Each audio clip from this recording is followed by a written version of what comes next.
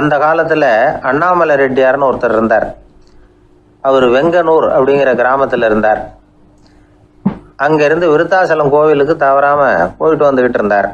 இடையில வெள்ளாறு, அதில் ஒரு சமயம் வெள்ளம் வந்துட்டுது. இவரால் போக முடியல. அதோட விளைவு வெங்கனூர்லேயே ஒரு கோவில் கட்டணும் அப்படின்னு முடிவு பண்ணார், சிவாலயம். அந்த சமயத்தில் வடநாட்டில் பஞ்சம். அதனால் அங்கிருந்த பல சிற்பிகள் தென்னாட்டை நோக்கி வர ஆரம்பித்தாங்க.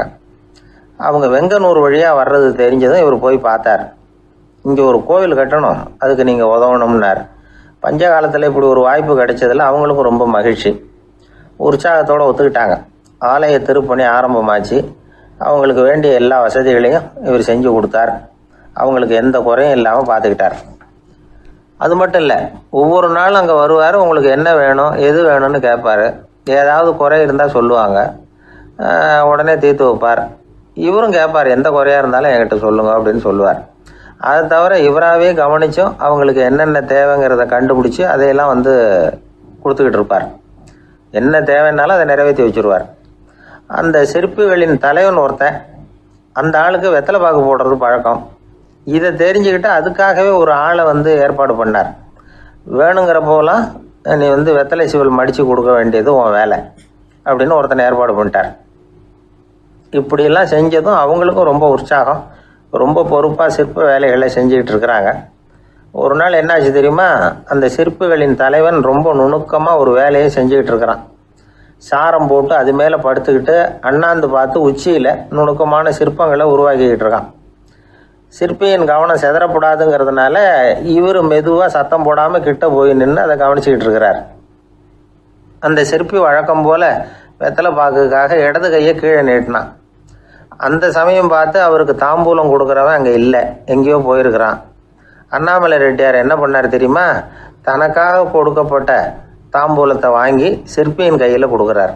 அவன் வாங்கி போட்டுக்கிட்டான். இது என்ன இன்னைக்கு வெத்தலை சீவல் வேறு மாதிரி இருக்குது, வாசனை தாம்பூலமாக இருக்குது அப்படின்னு யோசனை பண்ணிவிட்டு கீழே திரும்பி பார்க்குறார். பார்த்தா ரெட்டியார் மறுபடியும் சிற்பி கை நீட்டும் பொழுது கொடுக்கறதுக்காக தாம்பூலத்தை மடித்து வாங்கி வச்சுக்கிட்டு தயாராக நிற்கிறார். சிற்பிக்கு அதிர்ச்சி. உடனே பொத்துன்னு கீழே குதிச்சான். ஐயா, என்ன இது நீங்களா அப்படின்னா. இவர் சொன்னார், நான் ஒன்றும் தப்பு பண்ணலையே, உன்னுடைய கை புண்ணியம் செஞ்ச கை, கோயில் கட்டுற கை, அந்த கைக்கு தாம்பூலம் கொடுக்கறதுல என்ன தப்பு அப்படின்னாராம். ஏற்கனவே பஞ்சத்தில் அடிபட்டு வந்த எங்களை நீங்கள் ஆதரித்ததே பெரிய விஷயம். இந்த செயல் என்னை ஒரு பெரிய கடனாளி ஆகிவிட்டுது. ஐயா, எங்களுக்கு உணவு உடை இதை மட்டும் நீங்கள் கொடுத்தா போதும், ஊதியம்னு எதுவும் வாங்க மாட்டோம் அப்படின்னு நானும். அந்த சிற்பி எவ்வளோ வற்புறுத்தியும் எதுவும் வாங்கிக்கலையாம். இந்த செய்தியை தமிழ் தாத்தா டாக்டர் ஊவேசா சொல்லியிருக்கிறார். அந்த காலத்தில் எப்படிப்பட்டவங்கெல்லாம் வாழ்ந்துருக்கிறாங்க பாருங்கள். இந்த காலத்தில் ஒருத்தர் கோவில் கட்டினார், வேலை செய்கிற எல்லாருக்கும் சாப்பாடு போடுவார். சிற்ப வேலை செஞ்சுட்டு சாப்பிட வர்ற ஒவ்வொருத்தர் கையையும் அன்பாக பிடிச்சி முத்தம் கொடுத்து உள்ளே அனுப்புவார். அந்த கைகளுக்கு நீங்கள் கொடுக்குற மரியாதையாது அப்படின்னு கேட்டாங்க. அது இல்லைங்க, ஏற்கனவே முதல் பந்தியில் சாப்பிட வந்தவன் மறுபடியும் வர்றானான்னு கண்டுபிடிக்கிறதுக்காக கையை பிடிச்சி மோந்து பார்க்குறேன் அப்படின்னாராம் அவர். ஒரு ஆள் ராமகிருஷ்ணரை தேடி வந்தான். அவன் கையில் 1000 பொற்காசுகள் வச்சுருந்தான். அதை அவர்கிட்ட கொடுத்து இதை ஏற்றுக்கணும் அப்படின்னு ரொம்ப பணிவாக கேட்டுக்கிட்டான். அவர் பார்த்தார், இது எனக்கு தேவையில்லை, ஆனாலும் உன்னுடைய மனசை புண்படுத்துறதுக்கு நான் விரும்பலை, அதனால் நீ கொடுக்குறத வாங்கிக்கிறேன்னார். வாங்கிக்கிட்டார். அப்புறம் கேட்டார், இதை பாரு, இனிமேல் இதெல்லாம் என்னுடைய இது தானே அப்படின்னார். ஆமாம், அதையெல்லாம் நான் உங்களுக்கே கொடுத்துட்டேன்னா அவன். சரி, இப்போ நீ எனக்காக ஒரு காரியம் பண்ணணும்னார். என்ன செய்யணும்னு சொல்லுங்கன்னா, இந்த நாணயங்களையெல்லாம் எடுத்துக்கிட்டு போய் கங்கை நதியில் எரிஞ்சுட்டு வா அப்படின்னார். இவனுக்கு அதிர்ச்சியாக போச்சு. என்ன பண்ணுறது, இனிமேல் அது முடியாதுன்னு சொல்ல முடியாது. ஏன்னா அந்த நாணயங்களையெல்லாம் அவருக்கே கொடுத்துட்டான். இனிமேல் அதெல்லாம் இவனுடையது இல்லை. பேசாமல் அவ்வளவே அள்ளிக்கிட்டு ஆத்தங்கரைக்கு போனான். போனவன் ரொம்ப நேரம் திரும்பியே வரல. ராமகிருஷ்ணருக்கு சந்தேகம், என்ன ஆச்சு அந்த மனுஷனுக்கு, காசுகளோடு அந்த கங்கையில் குதிச்சுட்டானா, போகும்பொழுதே ஒரு மாதிரியாக தான் போனான், போய் என்னன்னு பார்த்துட்டு வாங்க அப்படின்னார். அங்கே இருந்த ஒருத்தர் ஓடி போய் பார்த்தார். அவர் போய் பார்க்கும்பொழுது அவன் அங்கேயே இருந்தான். அதுக்கப்புறம் அவர் திரும்பி வந்தார். விவரத்தை சொன்னார். அதாவது அவன் கங்கை கரையில் உட்காந்துக்கிட்டு ஒவ்வொரு நாணயமாக 1 2ன்னு எண்ணி வீசிக்கிட்டு இருக்கிறான். அவனை சுற்றி ஒரு கும்பல் நின்றுக்கிட்டு அவனை தடுத்துக்கிட்டு இருக்குது அப்படின்னு விவரத்தை சொன்னார் போயிட்டு வந்தவர். இதை கேட்டதும் ராமகிருஷ்ணரே புறப்பட்டு அங்கே போனாராம். என்ன இப்படி பண்ணிகிட்டு இருக்கிற? நான் உன்னை அந்த நாணயங்களை கங்கையில் வீசி எறிய சொன்னேன், நீ ஏன் அதை எண்ணிக்கிட்டு இருக்கிற அப்படின்னார். பழக்கம்தான் காரணம். நான் ஒவ்வொரு நாளும் ஒவ்வொன்றா சேமித்து வச்சேன். இன்றைக்கி என்கிட்ட நிறைய இருக்குது. உங்களுக்கு ஒரு 1000 நாணயங்களை கொடுக்கணுங்கிறது என்னோட ஆசை அப்படின்னா. இப்போ ராமகிருஷ்ணர் சொன்னார், ஒரே நேரத்தில் எல்லாத்தையும் சம்பாதிச்சிருந்தா நீ எண்ணுறது பொருத்தமாக இருக்கும். எல்லாத்தையும் இழக்கும்போது ஒவ்வொன்றா எண்ணிக்கிட்டு இழக்கிறதுங்கிறது சரியான செயல் இல்லை. அதனால் ஒரே தடவையாக எல்லாத்தையும் தூக்கி எறிஞ்சிடும் அப்படின்னார். இது இழப்பது அப்படிங்கிற ஒரு உயர்ந்த நிலை. இதை நாம் யதார்த்த வாழ்க்கையில் சம்மந்தப்படுத்தி பார்த்து குழப்பிக்கிட்டு இருக்கக்கூடாது. இழக்கிறேன்னு சொல்லிக்கிட்டு இருக்கிற காசையெல்லாம் ஆற்றுலையும் குளத்துலையும் கொண்டு போய் எரிஞ்சிட்டு வாங்க அப்படின்னு உபதேசம் பண்ணுறதாக யாரும் நினச்சிடக்கூடாது. இதில் நாம் புரிஞ்சிக்க வேண்டியது என்னென்னா, எதையாவது ஒன்றை இன்னொருத்தருக்கு கொடுக்கணும் அப்படின்னு விருப்பப்பட்டால் அதை மனப்பூர்வமாக கொடுத்துடணும். கொடுத்துட்டு அதையே நினச்சிக்கிட்டு இருக்கக்கூடாது. நம்மால் ஒருத்தர் ஒரு 100 ரூபா நோட்டை தன்னுடைய நண்பர் ஒருத்தர்கிட்ட கொடுத்து, இது உனக்கு தான் வச்சுக்கோ அப்படின்னார். அவர் பார்த்தார், இது இனிமேல் எனக்கு தானே சொந்தம் அப்படின்னார். ஆமான்னார் அவர். அப்படின்னா எனக்காக நீ ஒரு உதவி செய்யணும்னார். சொல்லுங்கள் செய்கிறேன்னார் அவர். இந்த 100 ரூபா நோட்டை தீ வச்சு கொளுத்தி விடுனார். இவர் அதிர்ச்சியாகி அவரை பார்த்தார். இப்போ அவர் சொன்னார், நீ எனக்கு அன்பாக கொடுத்தது இது. இந்த நோட்டு கள்ள நோட்டுங்கிறது எனக்கு முன்னாடியே தெரியும்.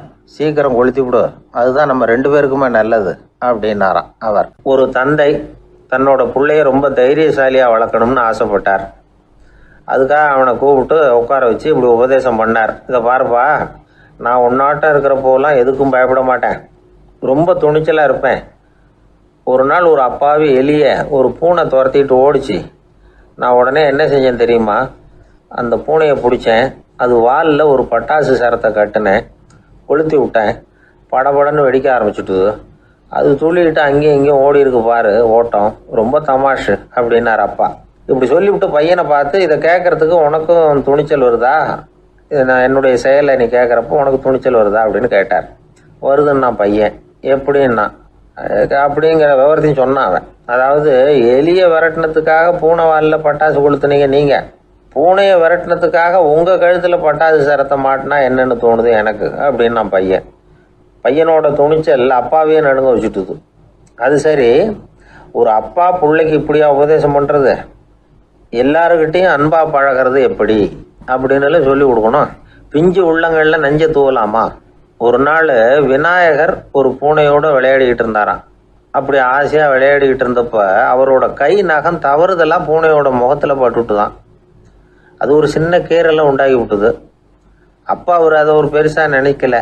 கொஞ்ச நேரத்துக்கு அப்புறம் விநாயகர் வீட்டுக்கு வந்தார். அவங்க அம்மா பார்வதி தேவியை பார்த்தார். பார்வதி தேவி கன்னத்தில் விரலால் கீறினது மாதிரி ஒரு அடையாளம் இருந்தது. விநாயகருக்கு அதிர்ச்சி, ஆச்சரியம். நம்ம அம்மா இந்த உலகத்துக்கே தாயார், அப்பேற்பட்ட அவங்க முகத்திலேயே கீறலை உண்டாக்கக்கூடியவங்க யாராக இருக்க முடியும் அப்படின்னு யோசனை பண்ணார்.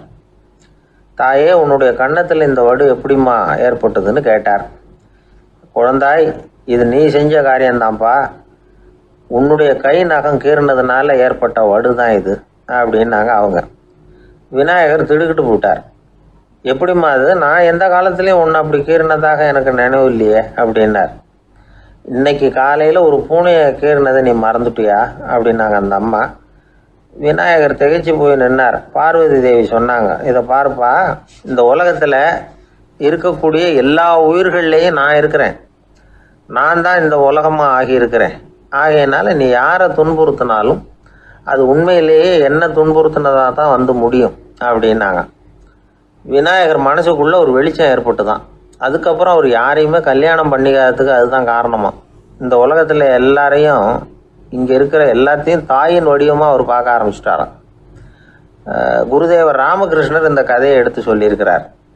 நபிகள் நாயகம் ஒரு தடவை ஒரு நாற்காலியில் உட்காந்து என்னமோ யோசனை பண்ணிகிட்டு இருந்திருக்கிறார்.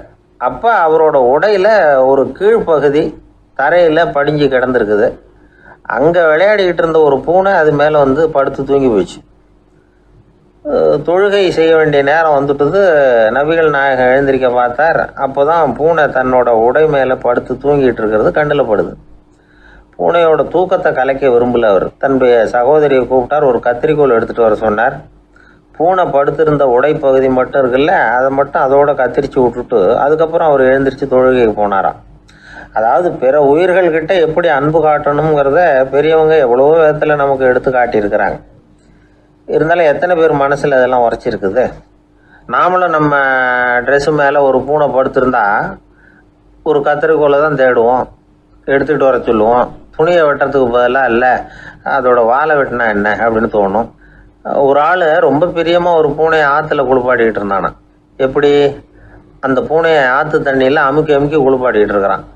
அந்த வழியாக போன பெரிய ஒருத்தர் இதை பார்த்தார். இதை பார்ப்பா, பூனையை அது மாதிரி ஆற்று தண்ணியில் அமுக்கி குளிப்பாட்டாத, மூச்சு திணறி செத்து போடும் அப்படின்னு அட்வைஸ் பண்ணார். நீ போய் அவன் வேலையை பார்த்துக்கிட்டு, எனக்கு எல்லாம் தெரியும்னு இவன். சரின்னு அவர் போயிட்டார். கொஞ்ச நேரம் கழித்து அவரே அந்த வழியாக திரும்பி வந்துக்கிட்டு இருந்தார். ஆற்றுல பூனையை குளிப்பாட்டிக்கிட்டு இருந்தவன் அழுதுகிட்டு உட்காந்துருக்கிறான். பக்கத்தில் அந்த பூனை செத்து கிடக்குது. இதை பார்த்தார் பெரியவர். நான் தான் அப்போவே சொன்னேனே அந்த பூனையை ஆற்றுல நினைக்காதேன்னு, அதை கேட்டிருந்தா இப்படி ஆயிருக்குமா அப்படின்னார். அந்த ஆள் கோபமாக இவரை முறைச்சி பார்த்தான்.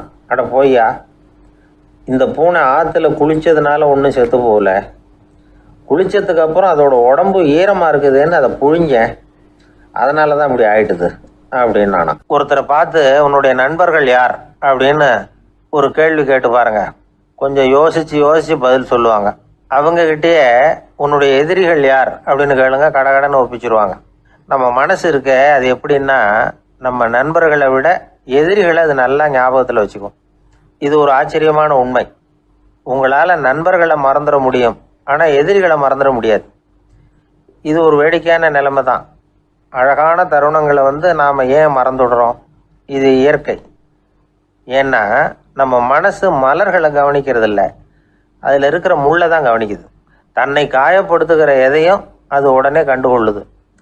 ஒரு தெளிந்த சிந்தனை உடைய மனசு மிக அழகாக உள்ள எல்லாத்தையும் கவனிக்கும். அது நன்றியுடன் உணரக்கூடிய எல்லாத்தையும் பார்த்து குறிச்சிக்கும். இப்படிப்பட்டவங்க வாழ்க்கை இயல்பாகவே நல்லா அமையும். அது ரொம்ப அபூர்வம்.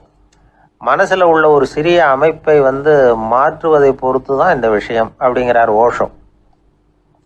ஒரு யூத கோவில் இருந்து தான், அது யூதர்களின் மடமாகவும் இருந்தது.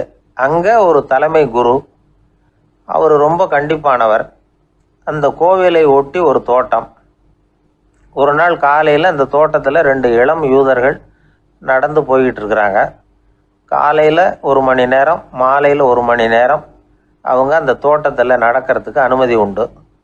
மற்ற நேரங்களில் அவங்க மத புத்தகங்களை படிக்கணும், பிற விதிமுறைகளை கடைபிடிக்கணும். அந்த 2 பேருமே தொடர்ந்து புகைப்பிடிக்கிற பழக்கம் உள்ளவங்க. ஆனால் கோவில் மடத்தில் இருக்கிறப்போ அவங்க புகைப்பிடிக்க முடியாது, அது கடுமையான குற்றம். சரி, நாம் தோட்டத்தில் இருக்கிறப்போவாவது புகைப்பிடிக்கலாமா அப்படின்னு ஒரு ஆசை அவங்க 2 பேருக்குமே. இருந்தாலும் பயம். இப்படி கேட்டால் மதகுரு என்ன சொல்லுவாரோ அல்லது என்ன செய்வாரோங்கிற பயம். இப்படியே கொஞ்ச நாள் ஆச்சு. ஒரு நாள் இந்த 2 பேரில் ஒருத்தன் ரொம்ப கலங்கி போய் அந்த கோவிலிருந்து வெளியில் வந்துக்கிட்டு இருந்தான். வந்தவன் நேராக தோட்டத்து பக்கம் போனான். அங்கே இன்னொருத்தன் ஆனந்தமாக புகை பிடிச்சிக்கிட்டு இருக்கிறான். அதை பார்த்து தான் இவனுக்கு அதிர்ச்சி. அட கடவுளே, என்ன இது, நீ கேட்காமலே ஆரம்பிச்சிட்டியா அப்படின்னா. இல்லை நான் கேட்டுவிட்டு தான் ஆரம்பிச்சிருக்கேன்னா அவன். அப்படியா, என்ன மனுஷன் இவர், நானும் தான் கேட்டேன், என்னை கண்ணாமுன்னான்னு திட்டிவிட்டார். இது என்ன கோவிலா இல்லை நரகமா? உனக்கு புகை பிடிக்கணும்னு ஆசையாக இருந்தால் நரகத்துக்கு போகணும்னு சொல்லிவிட்டார். அது சரி, உன்னை மட்டும் எப்படி அனுமதிச்சார் அப்படின்னு கேட்டான் இவன். அவன் சிரிச்சுக்கிட்டே, நீ எப்படி கேட்ட சொல்லு அப்படின்னா. நாம் இந்த தோட்டத்துக்கு வர அனுமதிக்கப்பட்டிருக்கிறதே ஜபத்துக்காகத்தானே, அதனால் நான் ஜபம் சொல்லும் பொழுது புகை பிடிக்கலாமா அப்படின்னு கேட்டேன். அதுக்கு தான் அவர் சத்தம் போட்டு என்னை அடிக்கவே வந்துட்டார் அப்படின்னா இவன். நீ ஒரு மாதிரியாக கேட்டிருக்க, நான் வேறு மாதிரியாக கேட்டிருக்கிறேன். ஜபம் சொல்லும்போது புகை பிடிக்கலாமான்னு நீ கேட்டிருக்க. ஐயா, புகை பிடிக்கும் பொழுது ஜபிக்கலாமா அப்படின்னு நான் கேட்டேன். அதில் தப்பு ஒன்றும் இல்லை அப்படின்னு பதில் சொல்லிட்டார் அப்படின்னா. ஒரு சிறிய மாற்றம்தான் அது மிகப்பெரிய மாறுதலை ஏற்படுத்தி விட்டது. மனசு நல்ல விதமாக சிந்திக்க ஆரம்பிச்சுட்டுதுன்னா மகிழ்ச்சிக்கு பஞ்சம் இல்லை. ஒரு கஞ்சன் ஆற்றுல விழுந்துட்டான். வெள்ளத்தில் தத்தளிச்சுக்கிட்டு இருக்கிறான். கரையில் நின்ன ஒருத்தர் உன் கையை கொண்டா இப்படி பிடிச்சி இழுத்து கரையில் சேர்த்து விடுறேன்னார். எதையும் கொடுத்து பழக்கம் இல்லாத அவன் கையையும் கொடுக்க மாட்டேன்னுட்டான். இவர் பார்த்தார். உன் கையை கொடுன்னு சொல்கிறதுக்கு பதிலாக நான் என் கையை கொடுக்குறேன் பிடிச்சிக்கோ அப்படின்னார். அவன் கப்புன்னு பிடிச்சிக்கிட்டான், இழுத்து கரையில் போட்டார். இந்த உலகத்தில் எத்தனை வகையான மனிதர்கள் இருக்கிறாங்க, ஒவ்வொரு மனிதனுமே ஒவ்வொரு வகை அப்படிங்கிறாங்க விஞ்ஞானிகள். மனிதர்களை 3 வகையாக பிரிக்கலாம் அப்படின்னு சொல்கிறாங்க மெய்ஞானிகள். இவங்களை பற்றிலாம் ஏற்கனவே நாம் பேசியிருக்கிறோம். இப்போ டாக்டர் எட்வர்டு பேட்ச் அப்படிங்கிற நிபுணர் என்ன சொல்கிறார் தெரியுமா? மனிதர்களை 7 வகையாக பிரிக்கலாம்ங்கிறார். மனிதர்களின் மனநிலை அடிப்படையில் அவங்கள 7 விதமாக வகைப்படுத்துகிறார் அவர். சரி, அது என்ன 7 வகை? முதல் வகை என்னன்னா பயந்த குணம் உள்ளவங்க. சார் ரொம்ப பயந்த சுபாவம், வீட்டில் கூட வாயே திறக்க மாட்டார், சாப்பிட போகிறப்ப மட்டும்தான் கொஞ்சம் வாயை திறப்பார், அப்புறம் மூடிக்குவார் அப்படின்னு சில பேரை பற்றி நாம் பேசிக்கிறது உண்டு. இவங்கெல்லாம் இந்த வகை, அதாவது பயந்த குணம் உள்ளவர்கள் அப்படிங்கிற முதல் வகை. சரி, 2வது வகை என்னன்னா சஞ்சலப்படுகிறவர்கள், எதுக்கு எடுத்தாலும் கலக்கம் குழப்பம், இப்படியே காலம் தள்ளிட்டு இருப்பாங்க. பல பேர் பார்த்துருப்பீங்க. அவங்கெல்லாம் இந்த வகை. 3வது வகை என்னன்னா யதார்த்த உலகை மறந்து கற்பனை உலகத்திலேயே மிதக்கிறவங்க. இளைஞர்கள், கவிஞர்கள், இப்படி பல பேர் இருக்கிறாங்க. எப்போ பார்த்தாலும் கற்பனை உலகத்திலேயே மிதந்துக்கிட்டு இருப்பாங்க. கிட்டத்தில் போய் என்னங்க ஒரு மாதிரியாக இருக்கிறீங்க அப்படின்னு கேட்டு பாருங்க, அவங்களெல்லாம் ஏதோ ஒரு அற்ப புழுவை பார்க்குறது மாதிரி அவங்கள பார்ப்பாங்க. அதுவும் அந்த வானத்து நிலாவை பாருங்கள், அது என்னை வா வான்னு கூப்பிடுது, எனக்கு சீக்கிரத்தில் ஒரு நாள் சிறகுகள் முளைக்கும், சிறகடித்து வானத்தில் பறந்து போவேன், அந்த செல்ல நிலாவை கொஞ்சிவிட்டு வருவேன், இப்படிலாம் பேசிகிட்டு இருப்பாங்க. கொஞ்சிறது அப்புறம் இருக்கட்டும், இப்போ கஞ்சிக்கு வழியே பாருப்பா அப்படின்னா அதை காதில் வாங்க மாட்டாங்க. நாம் ஏதோ இந்த உலகத்தை அனுபவிக்க தெரியாதவர்கள் மாதிரி நம்மளை அவங்க கவனிப்பாங்க. இப்படி ஒரு ரகம். 4வது வகை மனிதர்கள் எப்படின்னா, இவங்க தனிமை உணர்வு மிக்கவர்கள். இவங்க மற்றவங்களோட இயல்பாக நெருங்கி பழகிறதில்ல, தான் உண்டு தன்னுடைய வேலை உண்டுன்னு இருந்துட்டு போகிறவங்க. அடுத்த வீட்டில் இருக்கிறவர் யார் அப்படின்னு கேட்டால் கூட அடுத்த வீடுன்னு ஒன்று இருக்கா அப்படிங்கிறது மாதிரி நம்ம முகத்தை பார்ப்பாங்க. அவங்ககிட்ட மேற்கொண்டு நாம் என்னத்தை பேச முடியும்? இப்படி ஒரு வகை. 5வது வகை மனிதர்கள் எப்படின்னா, இவங்க மற்றவங்க செல்வாக்குக்கு உட்பட மறுப்பவர்கள். அடுத்தவங்களோட செல்வாக்குக்கு இவங்க ஆட்படுறதில்ல. நான் யார் தெரியுமான்னு கேட்டால் அதை தெரிஞ்சுட்டு எனக்கு என்ன ஆக போகுதும்பாங்க. இவங்கெல்லாம் அந்த ரகம். 6வது வகை மனிதர்கள் எப்பவும் எதுலேயும் பற்றில்லாமல் இருக்கிறவங்க. இது ஒரு துறவு மனப்பான்மை. இயல்பாகவே சில பேர் இப்படி உண்டு, அவங்களுக்கு எதுலேயும் ஒரு ஈடுபாடு இருக்காது. அப்படிப்பட்டவங்கெல்லாம் 6வது வகை. 7வது வகை மனிதர்கள் மற்றவங்க கவலையை தன்னுடையதாக ஆக்கிக்கிட்டு கவலைப்படுறவங்க. இவங்கெல்லாம் மகாத்மாக்கள். தாம் வேறு அடுத்தவங்க வேறு அப்படிங்கிற எண்ணம் இவங்களுக்கு வர்றதில்லை. அதனால் அடுத்தவங்களுக்கு ஒரு துன்பம் வந்ததுன்னா இவங்களால சும்மா இருக்க முடியறதில்ல. ஆக கூடி இப்படி 7 விதமான மனிதர்களை அடையாளம் காட்டுறார் அந்த நிபுணர். இதில் நாம் எந்த வகையில் வர்றோம் அப்படிங்கிறத நாம் தான் அடையாளம் கண்டுபிடிக்கணும். எனக்கு தெரிஞ்ச ஒரு மனிதர் உண்டு. அவர் ஒரு வித்தியாசமான வகை. எதையும் நடைமுறை சாத்தியமாக சிந்திக்கிறவர். எப்பவும் அடுத்தவங்களும் நல்லா இருக்கணும், நாமும் நல்லா இருக்கணும் அப்படின்னு ஆசைப்படுறவர். அவருக்கு ஒரு சமயம் திடீர்னு உடம்பு சுகம் இல்லாமல் போயிட்டுது. டாக்டர்கிட்ட போனார், பணம் கொடுத்தார், வைத்தியம் பார்த்துக்கிட்டார். அவர் எழுதி கொடுத்த மருந்து சீட்டை வாங்கினார். ஒரு மருந்து கடைக்கு போனார், பணம் கொடுத்தார், மருந்து வாங்கினார். அதை எடுத்துகிட்டு வீட்டுக்கு வந்தார். அதுக்கப்புறம் அந்த மருந்து அவர் சாப்பிடணும்ல, சாப்பிடவே இல்லை, அப்படியே சும்மா வச்சுட்டார். அவரை பார்த்து கேட்டேன், ஏன் சார் இப்படி பண்ணுறீங்க, வீண் செலவு தானே இது, நீங்கள் ஏன் டாக்டர்கிட்ட போய் பணம் செலவு பண்ணினீங்கன்னு கேட்டேன். அவர் சொன்னார், டாக்டர் வாழணும் இல்லையா, அதனால தான் அப்படின்னார். சரி, அப்புறம் ஏன் மருந்து வாங்கினீங்க அப்படின்னு கேட்டேன். மருந்து கடைக்காரர் வாழணும் இல்லையா, அதனால தான் அப்படின்னார். சரி, அப்புறம் ஏன் வாங்கின மருந்து சாப்பிடாம வச்சுட்டீங்க அப்படின்னதுக்கு, நான் வாழணும் இல்லையா அதனால தான் அப்படின்னார். இவர் வாழ்க்கையை புரிஞ்சுக்கிட்டவர். இப்படி வாழ்க்கையை புரிந்து கொண்டு வாழ தெரிஞ்சுக்கணும். எந்த வகை மனிதர் நாம் அப்படிங்கிறத புரிஞ்சுக்கிட்டு வாழ்ந்தோம்னா வாழ்க்கையில் வெற்றி நிச்சயம். அது ஒரு புகைவண்டி நிலையம். அங்கே ஒருத்தர் காலார நடந்து வந்துக்கிட்டு இருந்தார். அவர் தன்னுடைய வீட்டில் உட்காந்து ரொம்ப நேரம் எழுதுவார். எழுதுகிற நேரம் போக மற்ற நேரங்களில் தம்முடைய சொந்த வயல்களில் வேலை பார்ப்பார். அது முடிஞ்சதும் என்ன பண்ணுவார்னா பக்கத்தில் இருக்கிற புகை வண்டி நிலையத்துக்கு போவார். அங்கே கொஞ்ச நேரம் அப்படியே காலார நடந்து வருவார். இது அவருடைய அன்றாட வழக்கம். அன்னைக்கு அது மாதிரி தான் அவர் நடந்து வந்துக்கிட்டு இருக்கிறார். அந்த சமயத்தில் அங்கே நடைமேடையில் ஒரு அம்மையார் நின்றுட்டு இருக்கிறாங்க. இவரை கண்டதும் கையை தட்டி கூப்பிட்டாங்க. இங்கே கொஞ்சம் வர முடியுமா அப்படின்னாங்க. இவர் போனார். என்னங்கன்னு விசாரித்தார். அந்த அம்மையார் விவரம் சொன்னார். ஐயா, நானும் என்னுடைய வீட்டுக்காரரும் இங்கே வந்தோம். அதுவும் நிற்கிதே, அந்த ரயிலில் ஏறி ஊருக்கு போகணும். என்னுடைய வீட்டுக்காரரு அதுவும் அந்த உணவு விடுதிக்கு போயிருக்கார், இன்னும் வரல. அவர் வர்றதுக்குள்ளே ரயில் புறப்பட்டுரும் போல இருக்கு. நீங்கள் ஓடி போய் அவரை அழைச்சிக்கிட்டு வர முடியுமா அப்படின்னு கேட்டாங்க. சரின்னார் இவர்.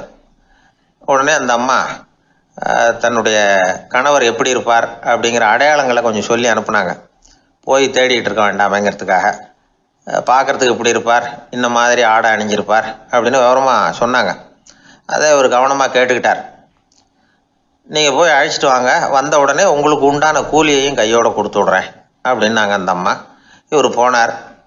அந்த அம்மா சொன்ன அடையாளங்களை வச்சு அவர் வீட்டுக்காரரை கையோடு கூட்டிகிட்டு வந்துட்டார். கொண்டுட்டு வந்து அந்த அம்மா கிட்ட ஒப்படைச்சார். உடனே அவரும் ஏற்கனவே சொன்ன பிரகாரம் அவருக்கான கூலி பணத்தையும் கொடுத்தாங்க. அவரும் எதுவும் மறுப்பு சொல்லாமல் அதை வாங்கிக்கிட்டார். வாங்கிக்கிட்டு திரும்பினார். அந்த சமயத்தில் எதிரில் வந்த ஒருத்தர் அவர் அடையாளம் கண்டுபிடிச்சிக்கிட்டார். அவங்க ரெண்டு பேரும் பேசிக்கிறது இவங்க காதில் விழுந்தது. அப்போ தான் இவங்களுக்கு அது புரிஞ்சுது. இவங்கக்கிட்ட கூலி வாங்கினவர் யாருன்னா அவர் தான் பேரறிஞர் லியோ டால்ஸ்டாய் அப்படிங்கிறது புரிஞ்சுது. அவங்க ரெண்டு பேரும் பேசிக்கிறத வச்சு ரஷ்ய நாட்டின் மிகப்பெரிய ஞானி லியோ டால்ஸ்டாய், சோவியத் நாட்டின் ஈடு இணையற்ற இலக்கிய மேதை. இது தெரிஞ்ச உடனே அந்த அம்மா அவர்கிட்ட ஓடினாங்க. ஐயா, உங்களுக்காக நான் கூலி கொடுத்தேன், நான் பெரிய தவறு பண்ணிவிட்டேன் அப்படின்னு சொல்லி வருத்தப்பட்டாங்க. பரவாயில்ல, ஆனால் நீங்கள் எனக்கு கொடுத்த கூலி பணத்தை நான் திருப்பி கொடுக்க மாட்டேன். ஏன் தெரியுமா, அது நான் உழைச்சி பெற்ற தொகை அப்படின்னார். யாருக்குமே அதிக மகிழ்ச்சியை தரக்கூடிய பணம் எதுன்னு கேட்டால் அது அவங்க உழைப்புக்கு ஊதியமாக கிடைக்கிற பணம் தான். நம்ம ஆட்கள் சில பேருக்கு உழைக்காமல் கிடைக்கிற தீய வழியில் வருகிற பணம் கூட மகிழ்ச்சியை கொடுக்கும். ஒரு பெரிய தொழிற்சாலை, அதோட முதலாளி கடுமையான ஒரு கட்டுப்பாடு விதிச்சிருந்தார். அது என்ன கட்டுப்பாடுன்னா, இந்த தொழிற்சாலைக்கு உள்ள யாரும் சிகரெட்டு பிடிக்கக்கூடாது அப்படிங்கிறது தான். ஒரு நாள் இந்த முதலாளி தன்னுடைய தொழிற்சாலையை சுற்றி பார்த்துக்கிட்டு வரார். அப்போ ஒரு இளைஞன் உள்ள சிகரெட்டு பிடிச்சிக்கிட்டு இருந்தான். அதை பார்த்து விடுறார். அவ்வளவுதான், அவருக்கு கோபம் வந்துட்டுது. உடனே உதவியாளரை கூப்பிட்டார். அதோ பாரு, அந்த சிகரெட்டு பிடிச்சிக்கிட்டு இருக்கிறானே, அவன் கணக்கை முடித்து வெளியில் அனுப்பி வச்சிரு அப்படின்னு உத்தரவு போட்டார். அது பிரகாரம் உடனே அவனை அழைச்சிட்டு போய் கணக்கு பார்த்து சம்பள பாக்கி அப்புறம் உதவித்தொகை எல்லாத்தையும் மொத்தமாக கையில் கொடுத்து வெளியில் அனுப்பி வச்சுட்டாங்க. அவன் பணத்தோடு வெளியில் வந்தான். ஏதோ யோசனை பண்ணபடியே நின்றுக்கிட்டு இருந்தான். அவன் என்னப்பா யோசிக்கிற அப்படின்னாரு எதிரில் வந்தவர். இவன் சொன்னான், ஒன்றும் இல்லை, என்னோட நண்பன் ஒருத்தனை பார்க்கறதுக்காக உள்ளே போனேன். பேர் என்னன்னு கேட்டுவிட்டு ஒரு 50,000 ரூபா பணத்தையும் கொடுத்து வெளியில் அனுப்பி வச்சுட்டாங்க. அதுதான் ஏன்னு புரியல, யோசனை பண்ணிகிட்டு இருக்கிறேன் அப்படின்னு நானாக்குவேன். அதனால் நாம் உழைச்சி சம்பாதிக்கிற பணம் தான் உயர்வு, சும்மா வர்ற பணம்லாம் மகிழ்ச்சியை தராது அப்படிங்கிறத புரிஞ்சுக்கணும். அப்பேற்பட்ட ஞானி ரஷ்ய மேதை அவர் பாருங்க, அந்த பணத்தை வாங்கின பணத்தை திருப்பி கொடுக்க மாட்டேன்னு விட்டார். ஏன்னா அது உழைத்து பெற்ற தொகை, அதை நான் கொடுக்க மாட்டேன்னார். அதனால் நமக்கு செல்வம் சேர்க்கறது பெருசு இல்லை, அந்த சேருகிற செல்வம் நமக்கு மகிழ்ச்சியை கொடுக்கணும். அதுக்கு என்ன வழின்னா, நாம் உழைத்து சம்பாதிக்கணும் அப்படிங்கிறத அதிலிருந்து புரிஞ்சிக்க வேண்டியது ரொம்ப அவசியம். அதனால் உழைப்போம் உயர்வோம், இதுதான் வெற்றியின் ரகசியம். ஒரு ஆள் அசையாமல் கிடக்கிறார், அவர் இருக்காரா போயிட்டாராங்கிறத எப்படி முடிவு பண்ணுறோம்? அவர் மூக்குக்கு முன்னாடி புறங்கையை வச்சு பார்க்குறோம், மூச்சு வருதா இல்லையா அப்படிங்கிறத கண்டுபிடிக்கிறதுக்காக. மூச்சுங்கிறது அவ்வளவு முக்கியமான ஒரு விஷயம். சுவாசம் இல்லைன்னா எதுவுமே இல்லை. நம்ம பூமி இருக்க, அது கூட சுவாசிக்குதுங்கிறத சோவியத் விஞ்ஞானிகள் கண்டுபிடிச்சிருக்கிறாங்க. பூமிக்கு மேலே இருக்கிற மண் அடுக்கில் காற்றில் உள்ள ஆக்சிஜன் ஆக்சிகரணம் அடையுது அப்படின்னு தான் இது வரைக்கும் எல்லாரும் நம்பிக்கிட்டு இருந்தாங்க. ஆனால் இப்போ என்ன கண்டுபிடிச்சிருக்கிறாங்கன்னா, அந்த ஆக்சிஜன் பூமிக்குள்ளே 1 கிலோமீட்டர் ஆழம் வரைக்கும் ஊடுருவி போகுதான். பூமிக்குள்ளே 2 பக்கமும் பல கிலோமீட்டர் வரைக்கும் பரவுதான். பூமிக்குள்ளே இருக்கிற நீர்நிலை அடுக்குகள் தான் நுரையீரல் செய்கிற வேலையை செய்யுதான். நம்ம உடம்புல நுரையீரல் இல்லைன்னா ஒன்றும் நடக்காது. ஒரு மரத்தை தலைகீழாக தொங்க போட்டால் எப்படி இருக்கும் அப்படி யோசிச்சு பாருங்கள். அப்படி தான் இதுவும் நுரையீரலும் அப்படி தான் இருக்கும். வலது பக்கம் ஒன்று, இடது பக்கம் ஒன்று. வலது பக்கம் நுரையீரல் கொஞ்சம் பெருசாக இருக்கும். நுட்பமான நரம்பு குழாய்கள் அதில் இருக்கும். கோடிக்கணக்கான நுண்ணிய குழாய்களை வச்சுக்கிட்டு தான் அது வேலை செய்யுது. 25 கோடி குழாய்கள் இருக்கும். அதை அப்படியே முழுசாக பிரித்து பரப்புனா ஒரு டென்னிஸ் கோர்ட்டில் பாதி பரப்பளவு இருக்குமா. நுரையீரல் நிறம் கருஞ்சிவப்பு தான். புகை அதிகமாக உள்ளே போச்சுன்னா அது கருப்பாயிடுது. காற்றுல உள்ள பிராணவாயுவை இது இழுத்து எடுத்துக்கிட்டு ரத்தத்தை சுத்தப்படுத்துகிற முக்கியமான வேலையை இது செய்யுது. அசுத்த காற்றை வெளியில் அனுப்பி வச்சுருது. ஒருத்தர் வேகமாக ஓடி வரார், அவருக்கு மூச்சு இறைக்கும். பயங்கரமாக எதையாவது பார்த்து விடுறார், உடனே மூர்ச்சி ஆகிடுவார்.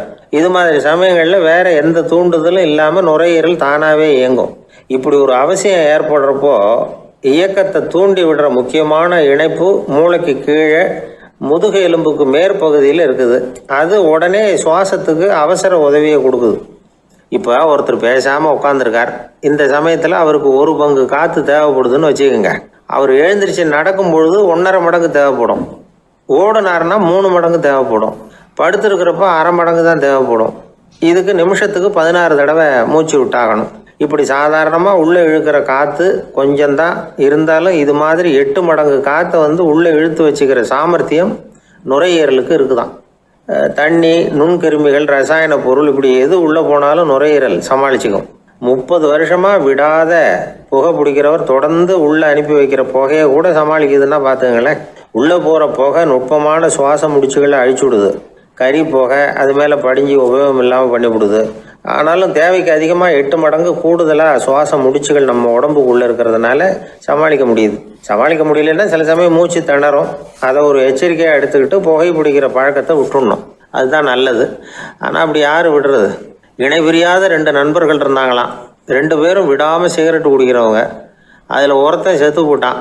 இன்னொருத்தன் அதுக்கப்புறம் 2 சிகரெட்டாக குடிக்க ஆரம்பித்தானான். ஏன் இப்படி பண்ணுறேன்னு கேட்டிருக்காங்க. நான் ஒரு சிகரெட்டு தான் குடிக்கிறேன், செத்து போன என்னுடைய ஃப்ரெண்டு இருக்கானே செத்து போனவன், அவனுக்காக இன்னொரு சிகரெட்டு குடிக்கிறேன் அப்படின்னு நானா. இது ரொம்ப ஆபத்து, விட்டுடு அப்படின்னு சொல்லியிருக்காங்க. சரின்னு ஒத்துக்கிட்டான். ஆனால் அதுக்கப்புறமும் ஒரு சிகரெட் விதமாக குடிச்சிக்கிட்டே இருந்தான். சிகரெட்டு பழக்கத்தை நீ இன்னும் விடலையான்னு கேட்டாங்களாம்.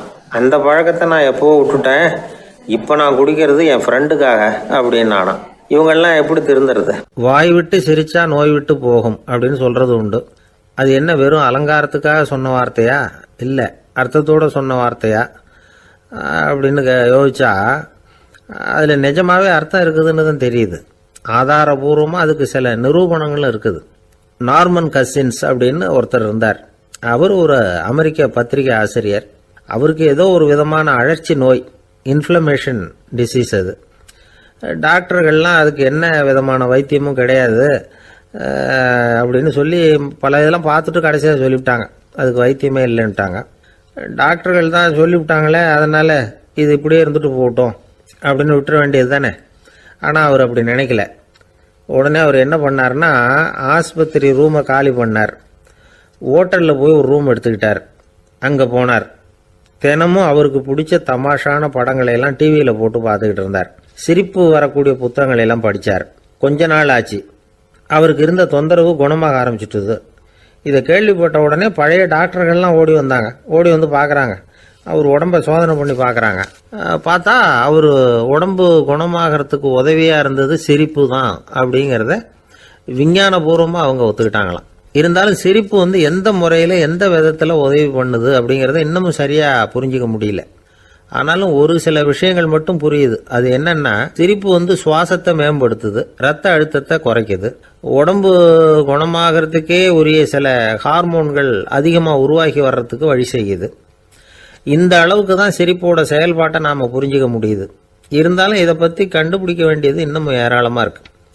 அதையெல்லாம் விவரமாக கண்டுபிடிக்கிற வரைக்கும் நாம் காத்துக்கிட்டு இருக்க வேண்டியதில்லை. இப்போவே தாராளமாக சிரிக்கலாம். அதில் என்னத்துக்கு சிக்கணும்? காசா பணமா? சிரிப்புன்னா ஹாஹான்னு சத்தம் போட்டு சிரிச்சாதான் உடம்புக்கு நல்லதுன்னு இல்லை. லேசான புன்னகை கூட உடம்புக்கு நல்லது செய்யுமா.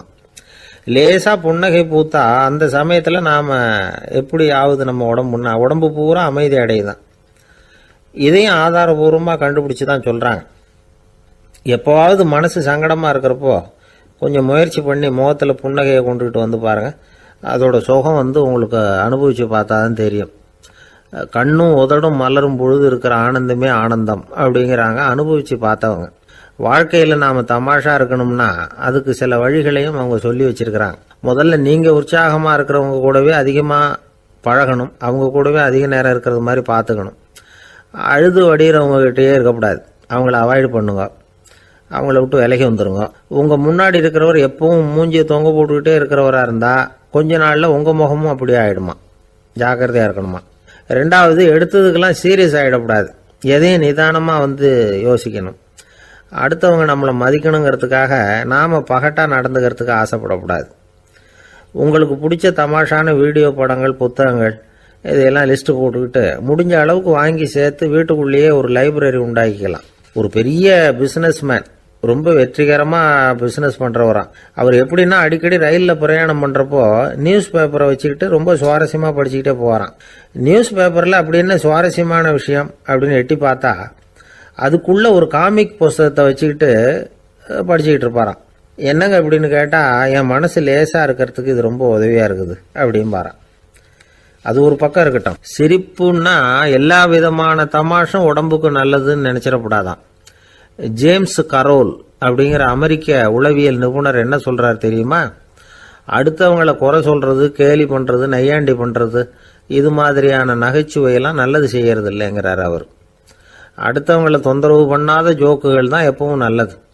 யாராவது ஜோக்கு சொன்னால் தாராளமாக சிரிக்கணும்.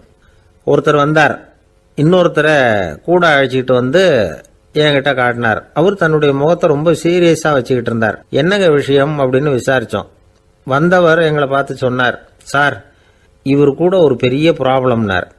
என்னன்னு, ஏதாவது ஒரு ஜோக்கு சொன்னால் உடனே சத்தம் போட்டு சிரிக்க ஆரம்பிச்சுடுறார் சார் அப்படின்னார். ஜோக்கை கேட்டுவிட்டு சிரிக்க ஆரம்பித்தா அது ப்ராப்ளம் இல்லையே அப்படின்னு சொன்னோம். சிரிக்க ஆரம்பிக்கிறது ப்ராப்ளம் இல்லை சார், ஆனால் அப்படி ஆரம்பிக்கிற சிரிப்பை அதுக்கப்புறம் நிறுத்தவே மாட்டேங்கிறார். நாள் கணக்கில் அது பாட்டுக்கு போயிட்டு இருக்கு, அதுதான் ப்ராப்ளம் அப்படின்னார் அவர். ஒரு ஊரில் ஒரு மன்னர் இருந்தார். அவர் பக்கத்து தேசத்து மேலே படையெடுக்கணும்னு நினச்சிக்கிட்டு இருந்தார். அதையும் தன்னுடைய நாட்டோட சேர்த்துக்கணுங்கிற ஆசை. எப்போ படையெடுக்கலாம்னு யோசிச்சுக்கிட்டு இருந்தார். இப்படி யோசிச்சுக்கிட்டு இருந்த சமயத்தில் ஒரு பெரியவர் அவரை தேடிட்டு வந்தார். அவர் அடிக்கடி வருவார், அவர்கிட்ட பேசிக்கிட்டு இருப்பார். இப்போவும் அப்படி தான் வந்தார். என்ன மன்னா யோசனைன்னாரு. இவர் தன்னுடைய யோசனையை சொன்னார். இந்த சமயத்தில் மன்னருக்கு தாகம் எடுத்தது, தண்ணி குடிக்கணும் போல இருந்தது. உடனே அங்கே இருந்த ஒரு அரண்மனை பணியாளரை கூப்பிட்டார். போய் கொஞ்சம் தண்ணி கொண்டு வாப்பா அப்படின்னார். அந்த பணியாளர் போனார், ஒரு கோலையில் தண்ணி கொண்டு வந்தார். ராஜா கிட்ட நீட்டினார். ராஜா அதை வாங்கி குடிக்கிறதுக்காக வாய்கிட்ட கொண்டுட்டு போனார். அந்த நேரம் பார்த்து, மன்னா கொஞ்சம் பொறுங்கன்னார் இந்த பெரியவர். ஆவலோட குடிக்க போன மன்னர் அப்படியே நிறுத்திக்கிட்டு பெரியவரை பார்த்தார்.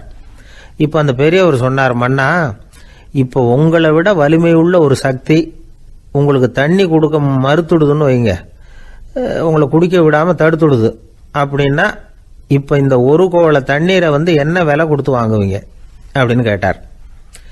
இப்போ எனக்கு இருக்கிற தாகத்துக்கு என்னுடைய அரசாங்கத்தில் பாதியையாவது கொடுத்து இந்த தண்ணியை வாங்கறதுக்கு தயங்க மாட்டேன்னார் அவர்.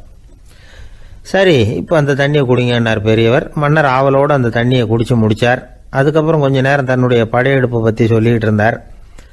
கொஞ்ச நேரம் கழித்து மறுபடியும் இந்த பெரியவர் கேட்டார், மன்னா, இப்போ நீங்கள் ஒரு கோவள தண்ணீரை வந்து குடிச்சு முடிச்சுட்டீங்க.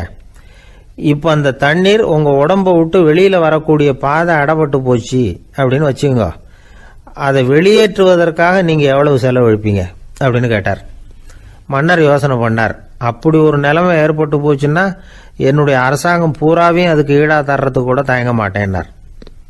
இப்போ அந்த பெரியவர் சொன்னார், எந்த அரசாங்கத்தின் மதிப்பு ஒரு கோவள தண்ணீர் அளவுக்கு கூட இல்லையோ அந்த அரசாங்கத்தை அடையணுங்கிற பேராசையில் மனிதர்கள் தங்களுடைய சகோதரர்கள் கூடவே சண்டை போட்டுக்கிறாங்களே, அதில் ஏதாவது அர்த்தம் இருக்குதா அப்படின்னாராம். மன்னருக்கு இப்போதான் அர்த்தம் புரிஞ்சுதான். மனசில் தெளிவு உண்டாச்சு. தன் மனசுக்குள்ளே உண்டான வெறியை விரட்டி அடிச்சு விட்டார். அதுக்கப்புறம் நிம்மதியாக ஆட்சி புரிஞ்சார். இப்படி ஒரு கதை. உயிருக்கு என்ன விலை கொஞ்சம் யோசனை பண்ணி பாருங்கள். ஆனால் அது இப்போ எவ்வளோ மலிவாக போயிட்டுது, அதையும் யோசனை பண்ணி பாருங்களேன். ஆசை வந்து பேராசையாக மாறுது, அப்புறம் அது வெறியாக ஆகுது, அதுக்கப்புறம் பைத்தியம் முடியுது. இந்த காலத்து மனிதர்களுக்கு 2 விதமான பைத்தியம் பிடிச்சிருக்கிறதாக ஒரு பெரியவர் சொல்கிறார். ஒன்று பணம், இன்னொன்று அதிகாரம். இதெல்லாம் எவ்வளவு காலத்துக்கு நீடிக்கும்? ஒரு சர்வாதிகார நாட்டில் 3 பேர் ஜெயிலில் இருட்டு அறையில் பேசிக்கிட்டு இருக்கிறாங்க. நீ எப்படி இந்த ஜெயிலுக்கு வந்த அப்படின்னு ஒருத்தர் கேட்டாராம். இந்த நாட்டு ராஜாவை ஆதரித்து நான் பிரச்சாரம் பண்ணினேன், அதனால் கூட்டத்தில் தகராறு வந்துட்டுது, கலவரமாக போச்சு, அதுக்கு நான் தான் காரணம்னு அரெஸ்ட் பண்ணி இங்கே கொண்டாந்து போட்டாங்க அப்படின்னாராம் அவர். சரி, நீ எப்படி இங்கே வந்த அப்படின்னு இன்னொருத்தரை பார்த்து கேட்டிருக்கார். நான் இந்த நாட்டு ராஜாவை எதிர்த்து பிரச்சாரம் பண்ணேன், அதனால் கலவரம், அரெஸ்ட் பண்ணி கொண்டாந்து போட்டாங்கன்னார். சரிப்பா, நீ எப்படி அங்கே வந்த அப்படின்னு 3வது ஆளை பார்த்து இவங்க கேட்டாங்களாம். இதுக்கு அந்த ஆள் மெதுவாக வெளிச்சத்துக்கு வந்து நான் தான் இந்த நாட்டு ராஜா அப்படின்னாராம். ஒரு நண்பர் ஆனந்தமாக சிகரெட் பிடிச்சிக்கிட்டு இருந்தார். இந்த பழக்கத்தை விட்டுவிடுங்களேன் அப்படின்னு சொல்லி பார்த்தோம். விட்டுடலாம்னு தான் பார்க்குறேன், ஆனால் முடியலையேன்னார். மனசு வச்சா எல்லாம் முடியும் அப்படின்னோம். அவர் கொஞ்ச நேரம் யோசனை பண்ணார். அப்புறம் சொன்னார், சரி சார், இதுதான் நான் பிடிக்கிற கடைசி சிகரெட் அப்படின்னு சொல்லி ரொம்ப அழுத்தமாக புகையை உள்ளுக்கு இழுத்தார். அதுக்கப்புறம் அந்த துண்டு சிகரெட்டை வீசி எறிஞ்சுட்டார். ஒருத்தர் இது மாதிரி தீர்மானம் பண்ணி தன்னுடைய கடைசி சிகரெட்டை தூக்கி எறிஞ்சுட்டாருன்னா அது ஒரு பெரிய விஷயம்தான்.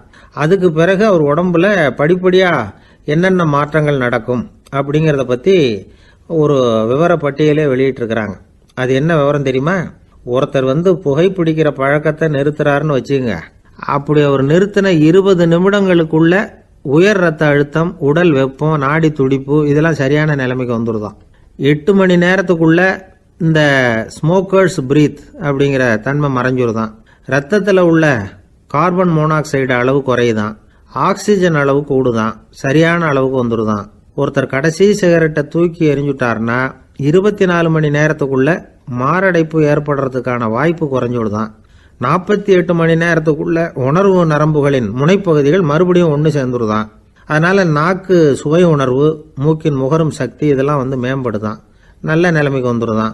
சிகரெட்டை நிறுத்தின 3 நாளுக்குள்ள மூச்சு விடுறது சுலபமாயிடுதான். இப்படி அவங்க பட்டியல் நிறைய சொல்றாங்க. 2 அல்லது 3 மாசத்துக்குள்ள என்ன ஆகும் தெரியுமா? ரத்த ஓட்டம் மேம்படுது, நடக்கிறது சுலபமாயிடுது. நுரையீரல் கொள்ளளவு 30% அதிகரிக்குது. 1லிருந்து 9 மாசத்துக்குள்ள சுவாச குறைபாடுகள் நீங்குது. நுரையீரலில் இருக்கக்கூடிய இந்த அசுத்தம் வடிகட்டும் திசுக்கள் சரியா வேலை செய்ய ஆரம்பிச்சிருது. 1 வருஷத்துக்குள்ள இந்த இதய அழுத்த நோய்க்கான வாய்ப்பு பாதியாக குறைஞ்சிருது.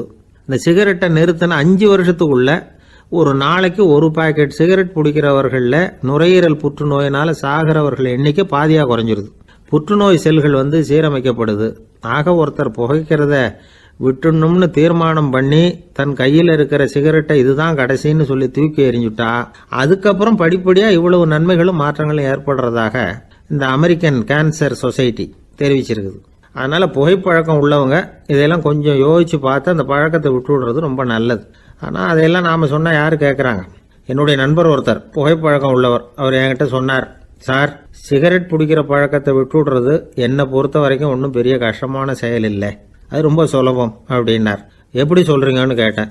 நான் ஏற்கனவே 20 தடவை அந்த பழக்கத்தை விட்டுருக்கேன் சார் அப்படின்னார் ரொம்ப பெருமையாக. ஒரு குழந்தை பிறந்துதான் ஒரு வீட்டில். அந்த குழந்தைக்கு என்ன பேர் வைக்கிறதுங்கிறது ஒரு தகராறு. இந்த குழந்தைக்கு என்ன பேர் வைக்கிறதுங்கிறதுல தகராறு வந்துடுது. யார்? கணவனுக்கும் மனைவிக்கும். அவன் என்ன சொல்கிறான், எங்கள் அப்பா பேரை தான் வைக்கணுங்கிறான் அவன்.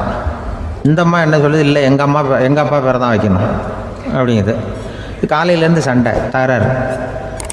எதிர்த்த வீட்டுக்காரன் பார்த்தான், இது என்ன காலையிலேருந்து எதிர்த்த வீட்டில் தகராறு நடக்குது, என்னென்னு போய் கேட்டிருக்கான். என்னம்மா உங்களுக்கு உள்ள தகராறு, காலையிலேருந்து பார்த்தேன் அப்படின்னா. ஒன்றும் இல்லைம்மா, எங்கள் குழந்தைக்கு பேர் வைக்கிறதுல எங்களுக்கு உள்ளே ஒத்து போக முடியல, நான் எங்கள் அப்பா பேரை வைக்கணுங்கிறேன், அந்த அம்மா அவங்க அப்பா பேரை வைக்கணுங்குது, அதுதான் எங்களால் குடும்பத்தில் ஒரு நிம்மதி இல்லாமல் இருக்கிறோம், தகராறு பண்ணிகிட்ருக்கோம் அப்படின்னு நானா. அப்போ எதிர்த்த வீட்டுக்காரன் சொல்லியிருக்கான், எதிர்த்த வீட்டுக்காரன்னு நான் எதுக்கு இருக்கிறேன், நான் பஞ்சாயத்து பண்ணி வைக்கிறேன், உங்களுக்குள்ள என்ன இது பேர் தானே வைக்கணும், ஏன்ப்பா உங்கள் அப்பா பேர் என்ன அப்படின்னு அவனை கேட்டிருக்கான். எங்கள் அப்பா பேர் சீனிவாசன் அப்படின்ட்டுருக்கான். இந்த அம்மாவை உங்கள் அப்பா பேர் என்னம்மா, கிருஷ்ணன் அப்படின்னு சொல்லி இவன் யோசிச்சு பார்த்தான். குழந்தைக்கு சீனிவாச கோபாலகிருஷ்ணன்னு பேர் வைங்க போங்க அப்படின்ட்டு போயிட்டான். ஏற்ற விட்டு தீர்த்து வச்சுட்டு போயிட்டான். போனதுக்கப்புறம் இவங்க 2 பேரும் பேசிக்கிட்டாங்க. சரி, இந்த சீனிவாசன் சரி, கிருஷ்ணன் சரி, நடுவில் கோபாலம் யார் அப்படின்னு சொல்லி அவனை போய் இழுத்துட்டு வந்தான். எழுத்து வீட்டில் போய் அது யாரா, அது இங்கே வா, அது யாரா கோபால, அது எங்கள் அப்பா பேர். நீ அதை மட்டும் எதுக்கு விட்டு வைக்கிற, அதையும் சேர்த்து வச்சுட்டு போடான்னு. அதாவது குடும்பத்தில் வந்து ஒரு கணவனும் மனைவியும் ஒரு சின்ன விஷயத்தில் கூட ஒத்து போகலைன்னா இப்படி தான் ஏற்று விட்டுக்காரன் பஞ்சாயத்துக்கு வருவான். கோபாலன்னு வந்து குறுக்க வருவான் ஒருத்தன். அப்படி அந்த அனுசரிப்புங்கிறது குடும்பத்தில் ரொம்ப அவசியம். கணவனும் மனைவி அது ஒன்றுக்கு மேலே இந்த கல்யாணம் பண்ணிக்கிறாங்கள், அது ரொம்ப அவஸ்தை. ஒருவனுக்கு ஒருத்திங்கிறது நம்ம இதெல்லாம் சொல்கிறது. ஒன்றுக்கு மேற்பட்ட திருமணங்கள் வந்து சங்கடத்தில் தான் கொண்டு வந்து விடும். நிறைய சொல்லுவாங்க. உலகத்திலேயே ஒரு பெரிய இது என்ன தெரியுங்களா, இயற்கை வந்து நிர்ணயம் பண்ணுது. இப்போ வந்து நம்ம சில பேருக்கு எனக்கு பொம்பளை புள்ள வேண்டாம் ஆம்பளை புள்ள வேண்டான்னு சொல்லி இந்த ஸ்கேன் பண்ணி என்னென்னவோ பண்ணிகிட்டு இருக்கிறாங்கல்ல. ஆனால் இயற்கை வந்து அந்த 50-50 ரேஷியோவை அது வந்து மெயின்டைன் பண்ணிகிட்ருக்கு. இந்த உலகத்தில் ஒரு அதிசயமான உண்மை என்னென்னா, 116 ஆம்பளை புள்ள பிறந்தா 100 பொம்பளை புள்ள பிறகுதான். உலக அளவில் 116 ஆம்பளை புள்ள பிறந்தா 100 பொம்பளை புள்ள பிறகுது. இது எதுக்கு 16 அதிகமாக பிறகுதுன்னா, அந்த வாலிப வயசு அடையிறதுக்குள்ளே 16 செத்து போகுது. 16 அங்கங்கே ஓடுறது கொஞ்சம் முரட்டத்தனமாக போகிறதுனால செத்து போகுது. அந்த 50-50 இந்த ஒருத்தருக்கு ஒருத்தங்கிற ரேஷியோவை இயற்கை வந்து மெயின்டைன் பண்ணிகிட்டு இருக்கு. அது ஒரு பெரிய அதிசயம். அதை விட பெரிய அதிசயம் என்னென்னா, இந்த உலக யுத்தம் நடந்ததில்ல, முதல் உலக யுத்தம், 2வது யுத்தம், அப்போ பார்த்துருக்குறாங்க, கணக்கு எடுத்துருக்குறாங்க. அந்த யுத்தம் முடிஞ்ச பிறகு 116 ஆம்பளை பிள்ளைக்கு பதிலாக 160 170 பிறக்க ஆரம்பிச்சு தான். 100 பெண் குழந்தைக்கு 170 180 ஆண் குழந்தை. இது எதுக்குன்னா, அந்த போரில் செத்து போகுதில்ல ஆம்பளை பிள்ளைகள், அதை ஈடுகட்டுறதுக்காக அதிகமாக பிறக்க ஆரம்பிச்சிருக்கு. அந்த அளவுக்கு வந்து இயற்கை வந்து ஒரு பெரிய ரேஷியோவை மெயின்டைன் பண்ணுது. அதாவது ஒருவனுக்கு ஒருத்திங்கிறத அது சொல்லிகிட்டு இருக்கு. புறாவெல்லாம் வளர்த்திங்கன்னா, நான் கூட புறா வளர்த்துருக்குறேன் ஊரில். புறா வளர்த்திங்கன்னா ஒரு தடவைக்கு 2 முட்டை தான் விடும் ஒரு வீட்டுக்கு. அந்த 2 முட்டையும் குஞ்சு பறிச்சுன்னா அதில் ஒன்று வந்து ஆணாக இருக்கும், ஒன்று பொண்ணாக இருக்கும். அது எந்த முட்டை ஆண் எந்த முட்டை பெண்ணுங்கிறத இயற்கை நிர்ணயம் பண்ணுது. அதை வந்து நம்ம மாற்றவே முடியாது. ரெண்டையும் அந்த பெண்ணாவோ 2 ஆணாவோ மாற்ற முடியாது நம்ம. அதனால் அந்த இயற்கையை புரிஞ்சுக்கிட்டு நாம் நடந்துக்கணும். அதனால தான் ஒரு கணவன் ஒரு மனைவி, அதான் ஒருத்தருக்கு ஒருத்தங்கிறது. ஒன்றுக்கு மேலேனா சங்கடம் தான். ஒரு பஸ்ஸில் வந்து ரெண்டு பெண்கள் வந்துக்கிட்டு இருந்தாங்களாம். பஸ்ஸு பிரயாணம். 2 பெண்கள் வந்து பக்கத்தில் உட்காந்துருக்காங்க. அந்த கண்டக்டரை கூப்பிட்ருக்காங்க, இங்கே வாயா அப்படின்னு அந்த ஒரு அம்மா கூப்பிட்ருக்கு. என்னம்மா அப்படின்ட்டுருக்கார். வந்து இந்த ஜன்னலை திறந்து விட்டு போ அப்படின்னு. சரின்னு அதுக்கு பக்கத்தில் இருந்த ஜன்னலை திறந்து விட்டு அவர் போயிட்டார். பக்கத்தில் இருந்தாமல் உடனே இங்கே வாயா மறுபடியும் வாயான்னு கூப்பிட்ருக்கு. வந்து என்ன இந்த ஜன்னலை மூடி விட்டு போ அப்படின்ட்டுருக்கு. மூடி விட்டு போனார். மறுபடியும் அந்த முன்னாடி கூப்பிட்டது வாமா வாயான்னு மறுபடியும் கண்டக்டரை கூப்பிட்டு, என்ன இந்த பார், இந்த ஜன்னலை வந்து நீ மூடி வச்சின்னா நான் மூச்சு திணறி செத்து போடுவேன். அப்புறம் உடனே பக்கத்தில் இருந்தம்மா தபாரியா அந்த அம்மா பேச்சை கேட்டுட்டு நீ திறந்து வச்சின்னா நான் குளிர் தாங்காமல் செத்து போடுவேன் அப்படின்ட்டு அவர் தலையை பிச்சுக்கிறார் கண்டக்டர். என்னடா பெரிய ரொம்ப போச்சேன்னு, கொஞ்சம் தூரம் பிரயாணம், இதில் கூட அட்ஜஸ்ட் பண்ணி போகக்கூடாதா அப்படின்னு. அப்போ அந்த பஸ்ஸில் பின்னாடி ஒருத்தன் கடைசி சீட்டில் வெயில் தாங்காமல் சட்டையெல்லாம் கட்டி போட்டுட்டு ஒரு கிராமத்து ஆள் பீடி குடிச்சிட்டு வரான். அவர் கூப்பிட்ருக்கான் அந்த ஆள், அந்த கண்டக்டர் இங்கே வாயா அங்கே என்ன தகராறு அப்படின்னு. அந்த எதிர்த்து வீட்டுக்காரன் வந்தானே முன்னாடி பஞ்சாயத்துக்கு, அது மாதிரி கண்டக்டர் இங்கே வாயா, அவன் ஏன் நீ என்ன சொல்ல போகிற அப்படின்ட்டு வந்திருக்கான். சட்டையெல்லாம் கட்டி போட்டு பீடி குடிக்கிறோம், பீடி புகையை ஊதி விட்டு அங்கே என்ன தகராறு அப்படின்னு கேட்டிருக்கான். ஒன்றும் இல்லையா, அந்த அம்மா வந்து ஜன்னலை திறந்தா செத்து போவேங்கிறது, இந்த அம்மா ஜன்னலை மூடுனா செத்து போவேங்கிறது, நான் என்னையா பண்ணுறது ஒரு ஆள், இதுக்கு ஏன் கவலைப்படுறேன், நான் சொல்கிறத கேள், நான் தீர்த்து வைக்கிறேன் பிரச்சனையை அப்படின்னு சொல்லிவிட்டு பீடியை எடுத்துக்கிட்டு புகையை ஊதிவிட்டு சொன்னானா, கொஞ்ச நேரம் அந்த ஜன்னலை மூடி வை, அந்த அம்மா செத்து போவோம், அப்புறம் திறந்து வை, இந்த அம்மா செத்து போவோம், நாம் நிம்மதியாக போகலாம் அப்படின்னு சொல்லிட்டு பீடி குடிக்க ஆரம்பிச்சிட்டான். அவருக்கு கோவம் வந்துட்டுது கண்டக்டருக்கு. உனக்கு என்னையா நீ பாட்டுக்கு சொல்லிட்டு போடுவ, அந்த 2 அம்மாவும் செத்து போச்சுன்னா அவங்க வீட்டுக்காரனுக்கெல்லாம் யார் பதில் சொல்கிறது அப்படின்னா, கவலையே படாத, 2 பேருக்கும் நான் தான் வீட்டுக்காரன். அதனால தான் அந்த யோசனையை சொன்னேன் அவங்ககிட்ட. அப்புறம் இதுதான் இந்த ஒன்றுக்கு மேலே போச்சுன்னா அது இயற்கைக்கு விரோதம், இப்படிலாம் ஆகும். அதனால தான் அவன் அவ்வளவு ஒன்றுமே வேண்டான்ட்டு கடைசி பெஞ்சு இதில் போய் சீட்டில் உட்காந்துக்கிட்டான். அப்படி அது இயற்கையை புரிஞ்சுக்கிட்டு வாழணுங்கிறது முக்கியம். குடும்பத்தில் வந்து கணவனுடைய பங்கு என்ன, மனைவியினுடைய பங்கு, குழந்தை குட்டிகள்லாம் சொல்லுவாங்க. அப்படி இருக்கணும். கணவன்கிறவனுக்கு நிறைய சகிப்புத்தன்மை தேவைப்படுது. இதில் ஒரு பெரிய நீதிபதி இருந்தார் சென்னையில், உண்மையாக நடந்தது.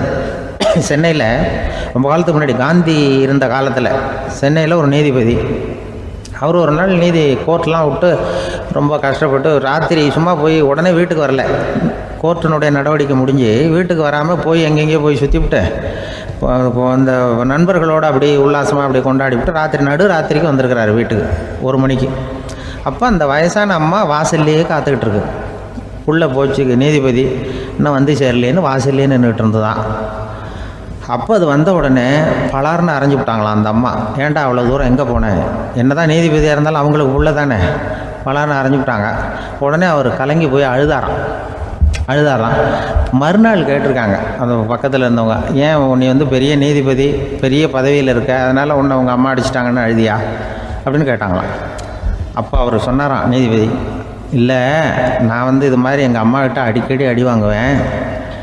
எப்போதும் அவங்க அடிக்கிற அடி பலமாக விழும். இப்போ அவங்க அடித்தது எனக்கு வலிக்கவே இல்லை. அந்த அளவுக்கு அவங்களுக்கு வயசாகிட்டுதே, பலம் குறைஞ்சிட்டுதேன்னு நினச்சி அழுதேன் அப்படின்னு இருக்காராம். அதுதான் புள்ள அம்மா பேரில் உள்ள பாசங்கிறது. இதே போல் நான் சொன்னது மாதிரி முன்னாடி இவர் ஒரு இறைநேச செல்வர் ஒருத்தர் இருந்தார். ஒரு அம்மா வந்து எனக்கு அப்பா தண்ணி கொடுப்பா அப்படின்ட்டு படுக்கையில் இருந்த அம்மா. இவர் ஏதோ படிச்சுக்கிட்டு இருந்தவர், ஒரு சின்ன இளைஞர். உடனே ஓடி போய் ஒரு குவளையில் தண்ணி எடுத்துகிட்டு போய் அம்மாவுக்கு முன்னாடி நிற்கிறார். முன்ன அந்த அம்மா அதுக்குள்ளே தூங்கி போச்சு. இவர் அந்த தண்ணியை வச்சுக்கிட்டு அவர் பாட்டு நிற்கிறார். விடிஞ்சு போச்சு. விடிகிற சமயத்தில் அந்த அம்மா முடிச்சு பார்க்குது, பையன் தண்ணியோட கையில் வச்சுட்டு நிற்கிறார். ஏம்மா என்னப்பா நீ ராத்திரி பூரா தண்ணியோடு நின்றுட்டு இருக்கிறியா எனக்கா அப்படின்னு. அப்பா அவர் சொன்னாராம், ஆமாம்மா ராத்திரி தண்ணி தாகமாக இருக்குன்னு கேட்டிங்க, உடனே தண்ணி கொண்டு வந்துட்டேன். ஓடி வந்து பார்க்கும்பொழுது நீங்கள் தூங்கிக்கிட்டு இருந்தீங்க. தூங்கிட்டு இருக்கும்பொழுது உங்களை எழுப்ப வேண்டாம், தூக்கத்தை கெடுக்க வேண்டாம்னு நான் நினச்சேன். அதனால் எழுப்பலை. தூக்கம் முழிக்கிற சமயத்தில் உடனே தாகமாக இருக்கும், தண்ணி குடிக்கணும்னு ஆசைப்படுவீங்க, அதனால் தண்ணியை பக்கத்துலேயே வச்சுட்டு நிற்கிறேன் அப்படின்னு அந்த இளைஞர் சொன்னாராம். அப்படியே கட்டி பிடிச்சிட்டு நீ பிற்காலத்தில் பெரிய அறிஞராக வருவேன்னு சொல்லி அந்த அம்மா வரணும்னு சொல்லி இறைவனை வேண்டாங்களாம். அவர் தான் இஸ்லாமிய மார்க்கத்தில், தீன் மார்க்கத்தில் பெரிய ஆளானது. அதாவது ஷர்புதீன் யாஹ்யான்னு ஒருத்தர், அவர் பெரிய இஸ்லாமிய பேரறிஞராக வந்தார். இப்படி அம்மா பேரில் பாசமாக உள்ளவங்கள்லாம் இருந்தாங்க நிறையா. அப்படி அந்த குடும்பத்தில் வந்து அந்த பாசம் நேசம் எவ்வளவு இருக்கோ அவ்வளவுக்கு அவர்கள் உயர்வார்கள்ங்கிறது தான் நம்முடைய பெரிய இதெல்லாம் பெரியவங்கள்லாம் சொல்லியிருக்கிறது அதுதான். அதனால தான் அந்த கணவனுடைய பங்கு என்ன, மனைவியினுடைய பங்கு என்ன, பிள்ளைகளுடைய பங்கு என்னங்கிறத பற்றி ரொம்ப விவரமாக சொல்கிறதுக்காக தான் அதை பற்றி நாம் சிந்திக்க வேண்டிய நேரம் இதுங்கிறதுனால தான். கணவனுக்கு வந்து இது வந்துடக்கூடாது, அதாவது கோபம் வரக்கூடாது, நிதானம் வேணும் அப்படின்லாம் சொல்லுவாங்க. நிதானம், கணவன் வந்து கோபப்படக்கூடாதுமா. அதுக்கு நாங்கள் மனுஷனுக்கு சினம் தவிர்த்தல்னு பயிற்சியெல்லாம் கொடுக்குறாங்க. இப்போது மனுஷன் கோவப்படாமல் இருக்கணும், போகணும் வரணும்னு அதுக்கு சொல்லுவோம் நாங்கள். சும்மா கதை ரூபமாக சொல்கிறது. அங்கே வேதாத்திரி மகரிஷின்னு இருக்கார், அவர் இதில் வந்து சினம் தவிர்த்தல்னு பயிற்சியை கொடுப்பாங்க. குடும்ப தலைவர்கள் பெரியவங்கள்லாம் வந்து அந்த பயிற்சியை எடுத்துக்கணும். என்ன கூப்பிட்டாங்க ஒரு தரம், சினம் தவிர்த்தல்னு ஒரு பயிற்சி கொடுக்குறோம், அதில் நீ வந்து பேசுன்னாங்க. நான் சொன்னேன், நான் பயிற்சிக்கு வேணா வரேன், என்னை பேச வேண்டாம் சார், நான் வந்து பயிற்சியை கற்றுக்கிறேன். இல்லை நீ அதெல்லாம் பயிற்சி நாங்கள் கொடுக்குறோம், நீ உனக்கு என்ன தெரியுமோ சொல்லு, மனுஷன் கோவப்படாமல் இருக்கணும், அதுக்கு ஏதாவது வழி சொல்லிட்டு போ அப்படின்னு கூப்பிட்டாங்க. சரின்ட்டு போனேன். அங்கே போய் நான் சொன்னேன், இது மாதிரி எனக்கு தெரிஞ்சது ஒரு கதை மாதிரி சொன்னேன். மீனம்பாக்கம் ஏர்போர்ட், அங்கே ஜப்பானுக்கு போக வேண்டிய ஒரு பிரயாணி லக்கேஜோடு நிற்கிறார் நிறையா. இதை வாங்கி பிளேனில் ஏற்றக்கூடிய ஒரு தொழிலாளி அவர்கிட்ட ஒரு சண்டை போடுறார், அடிக்க போகிறார், திட்டுறாரு, கண்டாமலான்னு திட்டுறார். அவர் இதை ஒருத்தர் பார்த்துக்கிட்டே இருக்கார். அந்த சினம் தவிர்த்தல் பயிற்சி கொடுக்குற பேராசிரியர் ஒருத்தர் பார்த்துக்கிட்டே இருக்கார். இது எப்படி இவன் இந்த ஆள் அவ்வளவு கோபமாக அடிக்க போகிறான், திட்டுறான் அந்த பெரிய மனுஷன், இவர் பதிலுக்கு அவர் திட்டவே இல்லையே. அந்த தொழிலாளி சிரிச்சுக்கிட்டே சரி சார் அப்படின்னுட்டே இருக்கான். இவர் லக்கேஜை வாங்கி பிளேனில் ஏற்றுற தொழிலாளி இப்போ கண்ணாவுடனே அடிக்க போகிறான், திட்டுறான், முகம் செவந்து போச்சு. இவருக்கு என்ன ஆச்சரியம்னா, இந்த ஆள் இவ்வளவு கோவப்படுறான், அதை வாங்கி அந்த தொழிலாளி கொஞ்சம் கூட முகத்தில் கோபமே படலையே, சிரித்த முகத்தோடு இருக்கானே, இவன் வந்து நமக்கு பயிற்சி வகுப்பு எடுக்கலாம் போல இருக்கே அப்படின்னு இவர் நினச்சிட்டார். ரொம்ப நேரம் அவர் கத்திக்கிட்டு இருந்தார். சரி சார்ன்ட்டு அதை வாங்கிட்டு அவர் போயிட்டார். போனதுக்கப்புறம் அவர் இந்த ஆள் அப்புறம் பிளேன் வந்தது, ஏறி அவர் போயிட்டார், ஜப்பானுக்கு போயிட்டார். அதுக்கப்புறம் இந்த சினம் தவிர்த்தல் பேராசிரியர் ஓடி போய் அந்த தொழிலாளியை பிடிச்சி கொண்டு வந்தார். இந்த பாருப்பா, நான் வந்து காலையிலேருந்து பார்த்துக்கிட்டு இருக்கேன், அந்த ஆள் உன்னை அடிக்க வந்தான், திட்ட வந்தான், இவ்வளவு கோவப்படுறான், உனக்கு பதிலுக்கு நீ கோவமே படலையே, உனக்கு கோவமே வராதா, அது எப்படி நீ சினம் தவிர்க்கிறது, எப்படி உனக்கு கோவமே வரலையா அப்படின்னு கேட்டிருக்கார். அப்போ அந்த தொழிலாளி சொன்னாராம், அப்படி இல்லை சார், மனுஷன்னு பிறந்தால் கோவம் படாமல் இருக்க முடியாது, எல்லாருக்கும் கோவம் வரும், அது அவங்கவுங்க வழியில் டீல் பண்ணுவாங்க, நான் அதை என் வழியில் டீல் பண்ணேன், அவ்வளோதான். அப்போ அவர் திட்டும் பொழுது உனக்கு கோபம் வந்தது தானே? வந்தது சார். அப்போ அது எப்படி டீல் பண்ணேன்னு கேட்டிருக்காரு. அப்போ இவன் சொன்னான், ஒன்றும் இல்லை சார், அந்த பிரயாணி வந்து இப்போ ஜப்பானுக்கு போயிட்டுருக்கார், அவர் லக்கேஜெலாம் அமெரிக்கா போயிட்டுருக்கு.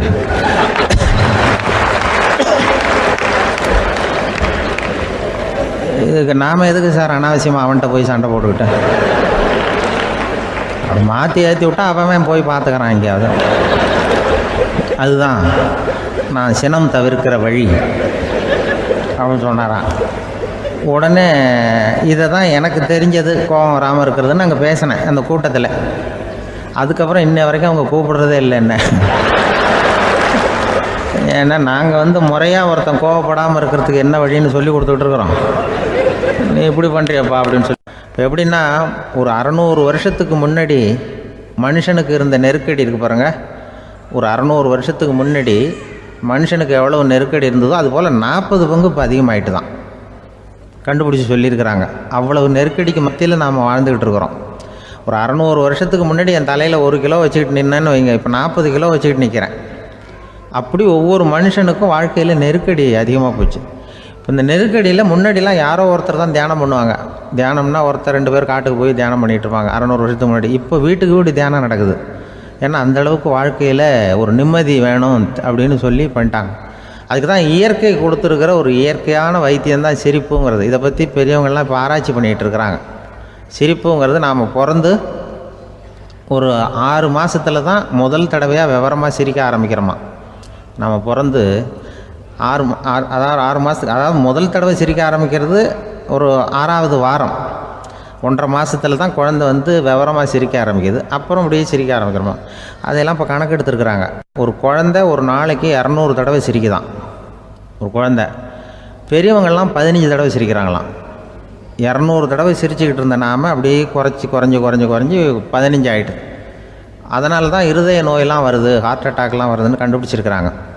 200 சிரிப்புக்கு வந்து அது வந்து இயல்புத்தன்மை, மனுஷனுடைய இயல்புத்தன்மை சிரிக்கிறது.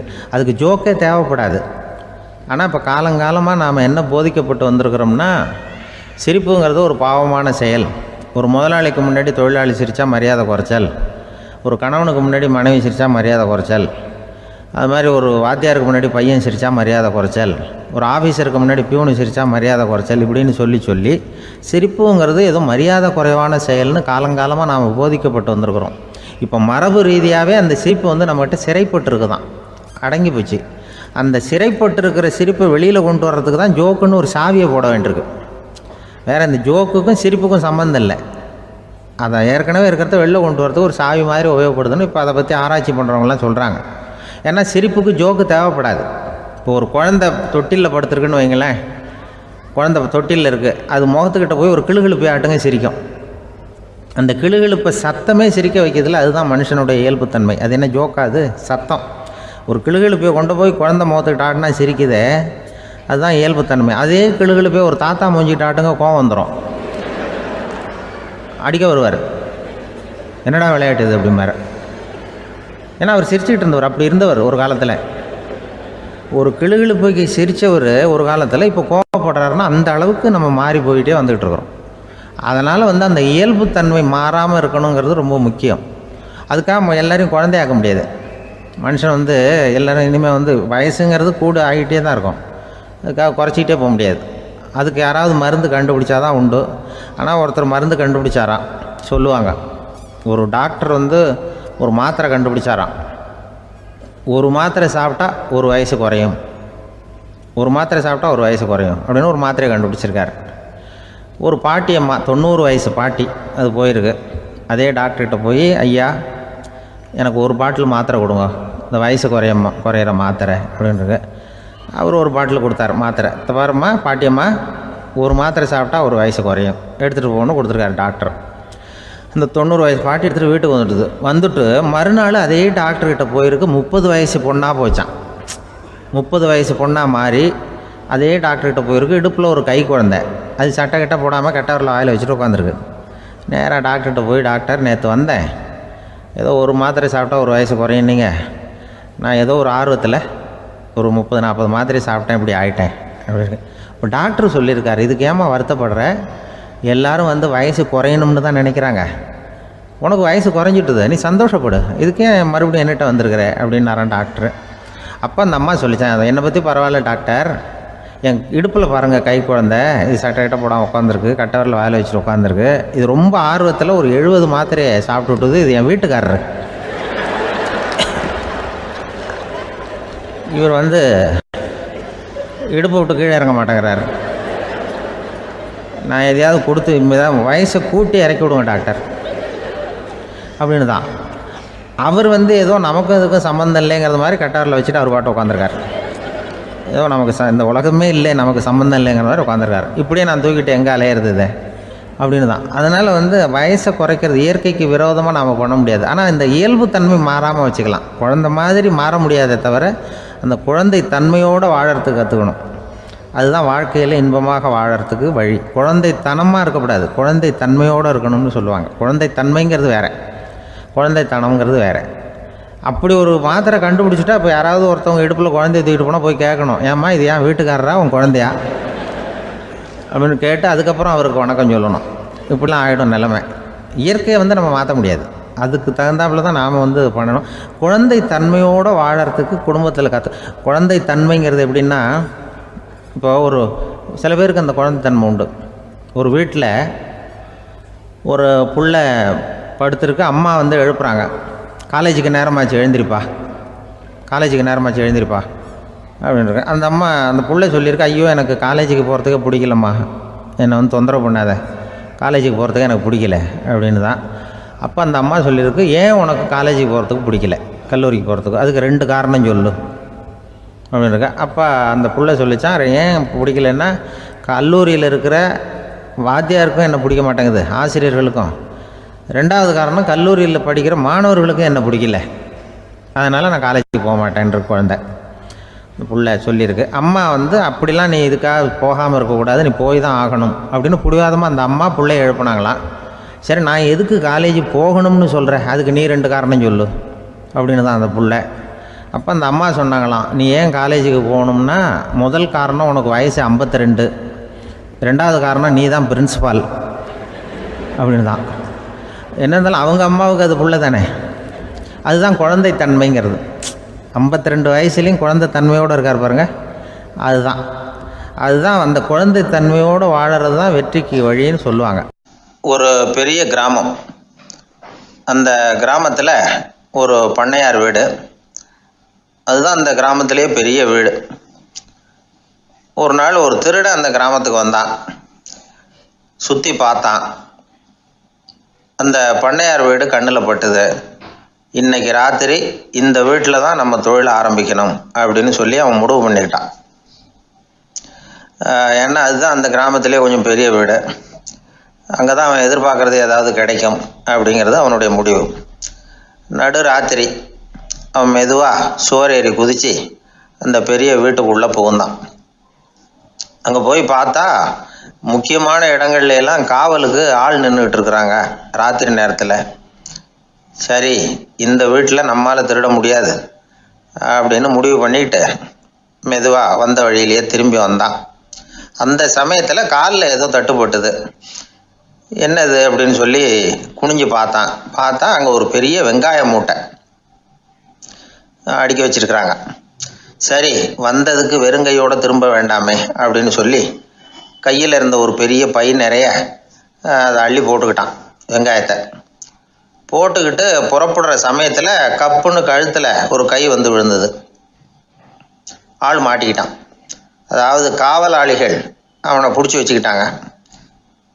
மறுநாள் காலையில் அந்த திருடனை பண்ணையார் முன்னாடி கொண்டுட்டு போய் நிறுத்தினாங்க. ஐயா, இந்த ஆள் ராத்திரி நம்ம வீட்டில் திருடுறதுக்காக வந்தான், வெங்காயத்தை அள்ளிட்டு புறப்படுறப்போ மாட்டிக்கிட்டான் அப்படின்னாங்க. அவர் பார்த்தார், என்னப்பா இவங்க சொல்கிறது உண்மைதானான்னு கேட்டார். ஆமான்னு ஒத்துக்கிட்டான் அந்த ஆள். பண்ணையார் அதுக்கப்புறம் கொஞ்சம் யோசனை பண்ணார். அப்புறமா தீர்ப்பு வழங்கினார். இதை பாருப்பா, நீ இங்கே திருட வந்தது குற்றம், அதுக்காக நீ 100 ரூபாய் அபராதம் செலுத்தணும், அல்லது 100 கசையடிகள் வாங்கணும். அதுவும் இல்லைன்னா நீயே திருடுன அவ்வளவு வெங்காயத்தையும் பச்சையா என் கண் முன்னாடியே சாப்பிட்டுடணும். இதில் எந்த தண்டனையை ஏற்றுக்கிறது அப்படிங்கிறத பற்றி நீயே யோசனை பண்ணி முடிவு எடுத்துக்கலாம் அப்படின்னு சொல்லிவிட்டார். அதாவது இவனே முடிவு பண்ணிக்க வேண்டியது, 100 ரூபா பணம் கட்டுறியா, இல்லது சாட்டை அடி வாங்குறியா, அல்லது வெங்காயத்தை சாப்பிட்றியா, இதுதான் அவர் கொடுத்தது, நீயே முடிவு பண்ணி சொல்லுன்னு விட்டார். திருடன் கொஞ்சம் நேரம் யோசனை பண்ணி பார்த்தான். அவனுக்கு இருக்கிறதுலே ரொம்ப சுலபமாக தெரிஞ்சது இந்த வெங்காயத்தையே சாப்பிட்டுட்றேன்ட்டான். ஐயா, நான் இந்த வெங்காயத்தையே சாப்பிட்டுட்றேன், அதுதான் எனக்கு கொஞ்சம் சுலபமாக தெரியுதுன்னா சரின்னு விட்டார் பண்ணையார். அப்படியே எல்லாத்தையும் கொண்டு கொட்டினாங்க. ஒவ்வொன்றா எடுத்து சாப்பிட ஆரம்பித்தான். கொஞ்ச நேரம் சுவாரஸ்யமாக சாப்பிட்டான். அதுக்கப்புறம் வாய் எரிய ஆரம்பிச்சுட்டுது. கண்ணு ரெண்டும் செவந்து போச்சு. கண்ணில் இருந்து தார தாரையாக கண்ணீர் வழிய ஆரம்பிச்சுட்டுது. ஒரே எரிச்சல். அவனால் தாக்கு பிடிக்க முடியல. வெங்காயம் பாதி கூட தீரல. பார்த்தான், சரி இது நமக்கு சரிப்பட்டு வராது அப்படின்னு முடிவு பண்ணிட்டான். ஐயா, என்னை மன்னிச்சுக்கோங்க, இது என்னால் முடியாது போல இருக்கு, பேசாமல் எனக்கு 100 சாட்டை அடியை கொடுத்துருங்க அப்படின்னா. அவரும் சரின்னார். சாட்டை அடி விழ ஆரம்பிச்சிது. அதுவும் ஆரம்பத்தில் ஒரு மாதிரியாக இருந்தது. ஒரு 60 அடிகள் விழுற வரைக்கும் தாங்கினான். அதுக்கு மேலே அவனால் முடியல, தாக்கு பிடிக்க முடியல. ஐயா, என்னை மன்னிச்சுக்கோங்க அப்படின்னு மறுபடியும் பண்ணையார் காலில் விழுந்தான்.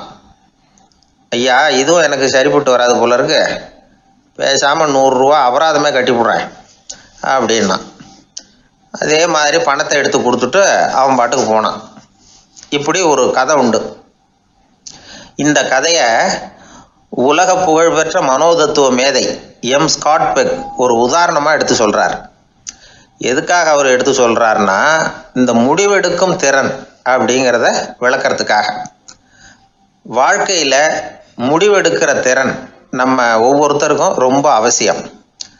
எந்த சந்தர்ப்பத்தில் எப்படி முடிவெடுக்கிறோம் அப்படிங்கிறத வச்சு தான் நம்ம வாழ்க்கை அமையும். எவ்வளவு தான் பணம் இருந்தாலும் சரி, எவ்வளவு தான் படிச்சிருந்தாலும் சரி, இந்த முடிவெடுக்கிற திறன் சரியா இல்லைன்னா வாழ்க்கையில் பல சறுக்கல்களை சந்திக்க வேண்டியிருக்கும். நாம் முடிவுகள் எடுத்தால் அந்த முடிவுகளால் ஏற்படக்கூடிய விளைவுகளுக்கு நாம் பொறுப்பு ஏற்க வேண்டி இருக்குமே அப்படிங்கிற பயத்தினால முடிவெடுக்கிற அதிகாரத்தை பல சமயங்களில் நாம் மற்றவங்களுக்கு தாரவாத்து கொடுத்துட்றோம். நாமே முடிவெடுக்கக்கூடிய திறமையை வளர்த்துக்கிறது தான் ரொம்ப முக்கியம். ஒருத்தர் சொன்னார், சார், சின்ன சின்ன பிரச்சனைகள்ல எல்லாம் எங்கள் வீட்டில் என் மனைவி முடிவு எடுக்க விட்டுருவேன், பெரிய பிரச்சனைகள்ல எல்லாம் நான் தான் முடிவெடுப்பேன் அப்படின்னார். பரவாயில்லையே அப்படின்னு சொல்லி, சின்ன சின்ன பிரச்சனைகள்னா எதுங்க அப்படின்னு கேட்டேன். ஒன்றும் இல்லை, இந்த வீட்டு வருமானத்தை பெருக்கிறது எப்படி, வீட்டு செலவை சரி கட்டுறது எப்படி, வீட்டு செலவுக்கு வாங்கியிருக்கிற கடனை அடைக்கிறது எப்படி, இதெல்லாம் சின்ன சின்ன பிரச்சனைகள், என் மனைவிகிட்ட முடிவெடுக்கிற விஷயத்தை விட்டுருவேன்னார். பெரிய பிரச்சனை தான் நான் எடுத்துக்குவேன்னார். அப்படின்னா பெரிய பிரச்சனைன்னா எது சார் அப்படின்னு கேட்டேன். அது என்னென்னா, இந்த உலக பொருளாதாரத்தை மேம்படுத்துறது எப்படி, 21ஆம் நூற்றாண்டில் என்னென்ன சவால்களை சந்திக்க வேண்டியிருக்கும் உலகம், இதெல்லாம் நான் பார்த்துக்குவேன் அப்படின்னார்.